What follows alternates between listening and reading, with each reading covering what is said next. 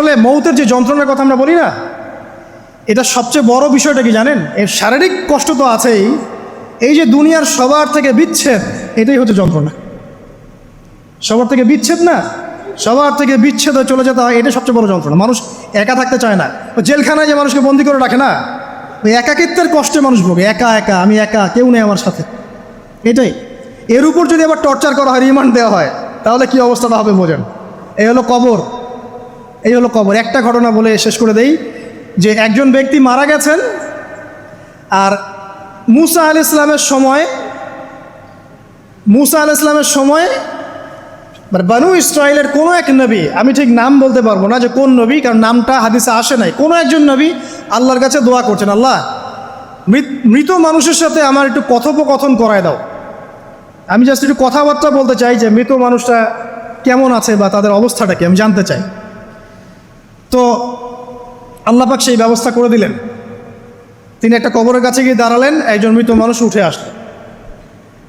তো এবার তিনি তাকে জিজ্ঞাসা করছেন যে তুমি কেমন আছো, তুমি কেমন আছো, এই মুর্দাকে জিজ্ঞাসা করছেন। তিনি বলছেন যে আজকে থেকে প্রায় 500 বছর আগে আমার মৃত্যু হয়েছে। এই ব্যক্তি বলছেন আজকে থেকে প্রায় 500 বছর আগে আমার মৃত্যু হয়েছে, এখন পর্যন্ত আমার গা থেকে, আমার আত্মা থেকে মৌতের যন্ত্রণা দূর হয় নাই। লা ইলাহা ইল্লাল্লাহ। তো এই হচ্ছে অবস্থা। তা আমরা ব্যক্তিগত চিন্তাটা আগে করি, নিজের ফিকির, নিজের কবরের ফিকির, নিজের এলেম, নিজের আমল, নিজের পরিবার, নিজের রিজিক। যাদের জন্য হারামে যাচ্ছেন, কেউ সাথে যাবেন, কেউ সাথে যাবে না, না আপনার গার্লফ্রেন্ড, না আপনার বউ বাচ্চা, কিচ্ছু না। এগুলো তো শুধু মায়ার বাঁধন, মায়ার বাঁধন না, মায়ার বাঁধন। যদি এগুলো নিয়ামত হয় আলহামদুলিল্লাহ, যদি এগুলো দুনিয়াতে আপনার ফিতনা সৃষ্টি করে, আপনি আসহাবুল কাহফ হয়ে যান। কথা বুঝতে পারছেন না? এরপরে যদি সামর্থ্য হয়, আল্লাহ পাক আপনাকে জ্ঞান দেন, আপনাকে পলিটিক্যাল পদ দেন, ইকোনমিক সেকশনে জ্ঞান দেন, ইত্যাদি ইত্যাদি, আপনাকে আল্লাহ যে সেকশনে রাখবেন সেখান থেকে দিনের খেদমত করবেন, পারবেন না ইনশাল্লাহ? ডক্টর হয়েছেন, রোগীদের ফিস কমায় দেন, ট্রিটমেন্ট ইজি করে দেন। হ্যাঁ, ডক্টর হন, একজন ভালো ডক্টর হন, কসাই হন। ইঞ্জিনিয়ার হন, একজন সৎ ইঞ্জিনিয়ার হন, চোর হন। আপনি যেখানে থাকবেন সেখান থেকেই আপনি খেদমত করতে পারবেন। সবাইকে আলেম হতে হবে জরুরি না, সবাইকে দায়ী হতে হবে জরুরি না, এবং সবাই এটা হতেও পারবে না। এভাবে জাতি গঠন হয় না। আগে বলছি, বিভিন্ন সেকশনে মানুষ আমাদের লাগবে, এবং প্রত্যেকটা সেকশনেই তাওহীদপন্থী ইমানদার মানুষ লাগবে। ইবলিস যখন আদম আলাইহিস সালাম এবং হাওয়া আলাইহিস সালাম তাদেরকে যখন জান্নাত থেকে বের করিয়ে দেয়, প্রলোভন দিয়েছিল, মিথ্যা প্রলোভন, যে হাল আদুল্লুকুম, হে আদম এবং হাওয়া, আমি কি তোমাদেরকে জানিয়ে দিব, আলা শাজারাতিল খুলদি ওয়া মুলকিন লা ইয়াবলা, হে আদম এবং হাওয়া, আমি কি তোমাদেরকে জানিয়ে দিব এমন একটা গাছের ব্যাপারে, যেই গাছের ফল খেলে পরে তোমরা চিরস্থায়ী হয়ে যাবে এবং কোনোদিন মরবে না। এই যে চিরস্থায়িত্বের টোপ আর অমরত্বের টোপ, এই দুইটা টোপ দিয়ে আমাদের পিতামাতাকে ইবলিস জান্নাত থেকে বের করে দিয়েছে। এখন পৃথিবীতে যত মানুষ পথভ্রষ্ট হচ্ছি আমরা, আমাদের এই দুইটা খাসলতের কারণে। আমরা অমরত্ব আশা করছি, আমাদের চলাফেরা দেখলে মনে হয় আমরা মরবো না, পরকালীন কনসেপ্ট বাদ। একটা হচ্ছে চিরস্থায়িত্বের টোপ, ক্ষমতা, এই যে ক্ষমতার দাপট, এই দুটো আমাদেরকে কিন্তু পথভ্রষ্ট করছে। ঠিক একই অস্ত্র ছিল ইবলিসের। সূরা আরাফ পড়ে দেখেন, আমি কোনো কিছু বানিয়ে বলছি না। তখন আল্লাহ পাক বললেন যে ইয়া বানি আদম, হে বনু আদম, আদমের সন্তান যারা আছো, আমাদেরকে আল্লাহ পাক বলছে তোমরা শোনো, লা ইয়াফতিনান্নাকুমুশ শাইতান, শয়তান যেন তোমাদেরকে ফিতনায় না ফেলতে পারে। কামা আখরাজা আবাওয়াইকুম মিনাল জান্নাহ, ঠিক যেমন করে তোমাদের পিতামাতাকে শয়তান জান্নাত থেকে বের করে দিয়েছে। যেহেতু আমাদের পিতা আর মাতাকে শয়তান জান্নাত থেকে বের করে দিয়েছে, আল্লাহ পাক এই আদমের সন্তানদেরকে বলছেন তোমরা সতর্ক থেকো, তোমাদেরকে যেন শয়তান জান্নাত থেকে যেভাবে বের করেছিল তোমার পিতামাতাকে, এমন করতে না পারে। আর কি করতে না পারে? ইয়ানজিউ আনহুমা লিবাসাহুমা লিউরিয়াহুমা মিন সাওয়াতিহিমা, পড়ে দেখেন সূরা আরাফ। আল্লাহ বলছেন মনে রেখো আদমের সন্তানরা, ইবলিস কিন্তু শুধু তোমার পিতামাতাকে জান্নাত থেকে বের করেই দেয় নাই, বরং গাছের কাছে নিয়ে গিয়েছিল, ফল খাওয়ার সাথে সাথেই তাদের গায়ের পোশাক খুলে পড়ে গিয়েছে। সেই কথা আল্লাহ পাক বলছেন আদম সন্তানদেরকে তোমরা সতর্ক থেকো, তোমাদেরকে যেন ইবলিস নগ্ন করতে না পারে। ঠিক যেমন করে তোমাদের পিতামাতাকে করেছে। তাহলে এখন যে পুরো বিশ্ব জুড়ে নগ্নতার যে সংস্কৃতি চলছে তাই এরা কার এজেন্ডা বাস্তবায়ন করছে বুঝতে পারছেন? কোরআন পড়েন, পৃথিবীতে যত সভ্যতা চলে গেছে, ব্যাবিলনের সভ্যতা, চাইনিজদের সভ্যতা, তারপরে যে আমাদের মাও সেতুং, ইতালির মুসোলিনি, এদিকে জ্যাপল সার্তে, এদিকে আপনার ফিডেল ক্যাস্ট্রোর কথা বলেন, ওই পশ্চিমা সভ্যতা বাদ দিয়ে যত বড় বড় সভ্যতা রিনাউন্ড, সবার পোশাক ছিল শালীন। আমি চ্যালেঞ্জ করলাম, খুঁজে দেখেন চাইনিজদের পোশাক দেখেন, আগেকার পোশাক, 1000 বছর আগের পোশাক, শালীন পোশাক। তারা কিন্তু মুসলিম ছিলেন না। আপনি এই ব্যাবিলনের সভ্যতা দেখেন, ব্যাবিলনের সভ্যতা অনেক প্রাচীন না? এই সভ্যতার পোশাক দেখবেন এটা অশালীন পোশাক ছিল না। এমনকি আইয়ামে জাহিলিয়াত যেটা আমরা বলি, নবী সাল্লাল্লাহু আলাইহি ওয়াসাল্লাম যখন জন্ম নেননি তার আগের সময় কোনো, ওই সময়ে যে মানুষ জেনা করতো, মেয়েকে যে কন্যা সন্তানকে জীবিত দাফন করত, তারপরেও ওদের পোশাক শালীন ছিল। হঠাৎ করে বিশ্বে একটা সভ্যতা আসলো পশ্চিম থেকে, তারা বললো যে পোশাক শর্ট হতে হতে হতে হতে এক পর্যায়ে বিকিনি পরে করা শুরু করলো, এবং এখন ওরা সারা বিশ্বে ওটা ছড়িয়ে দিচ্ছে, আমরা সবাই ওটাকে গ্রহণ করছি। আমরা বলছি 1000 বছরের সময়। এখন দেখেন আল্লাহ পাক কি বলছেন, ওয়াইদা ফাআলু ফাহিশাতান, ওই সূরার মধ্যে আছে, যখন তারা কোনো ফাহেসা কাজ করে তারা বলে, তারা বলে ওয়াজাদনা আলাইহি আবানা, আমরা এগুলো আমাদের বাপ দাদাদেরকে দেখেছি করতে।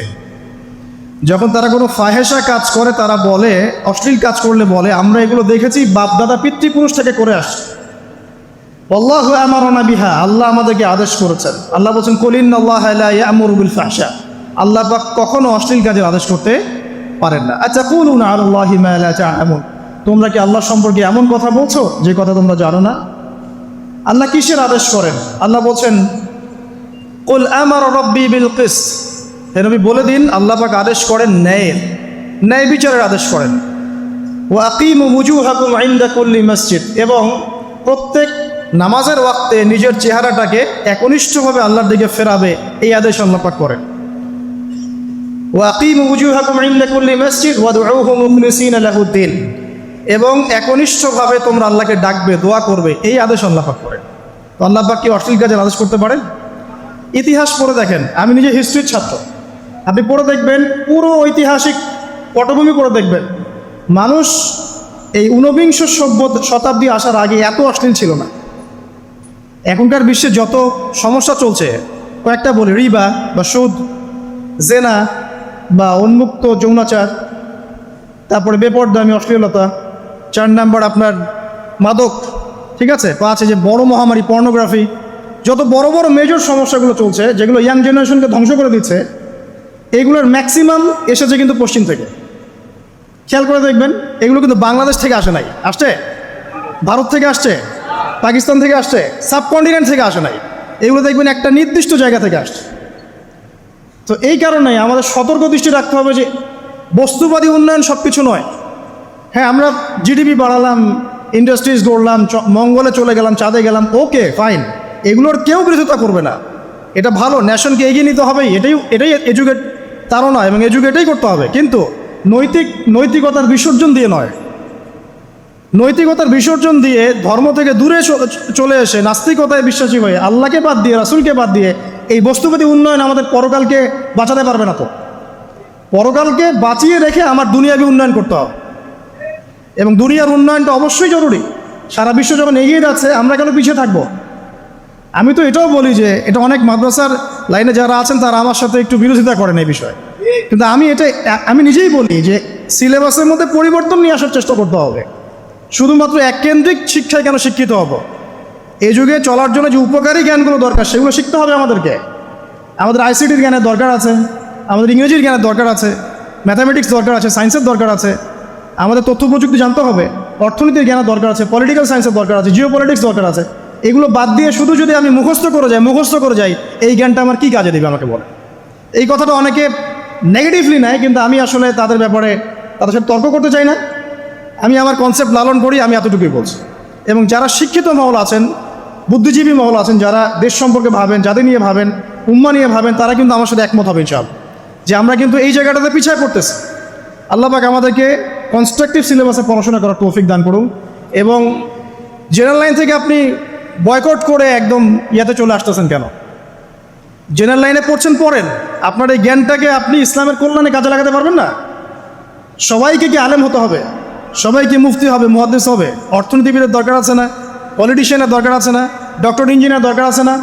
সব সেক্টরের মানুষের দরকার আছে। আপনাদেরকে আপনাদের জায়গায় থাকতে হবে, ওখানে থেকে আপনারা ইসলামের খেদমত করবেন, পারবেন না? একজন ডক্টর, তিনি কি ইসলামের খেদমত করতে পারবেন না ভাই? একজন সৎ নেতা, তিনি কি ইসলামের খেদমত করতে পারবেন না? একজন অর্থনীতিবিদ, তিনি যদি আল্লাহ পাকের হালাল হারাম মেনে অর্থনীতির কোনো বিধান চালু করেন, তিনি কি ইসলামের খেদমত করতে পারবেন না? তো সবাইকে কি বক্তা হতে হবে? সবাইকে আলেম হতে হবে?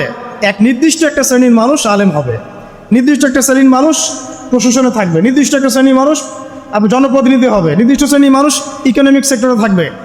এইভাবে আমরা একটা জাতি গঠন করব এবং সবাই হবে উভয় দিকে শিক্ষিত। একজন আর্মি অফিসার, তার উচিত হবে ইমামতি করার যোগ্যতা অর্জন করা।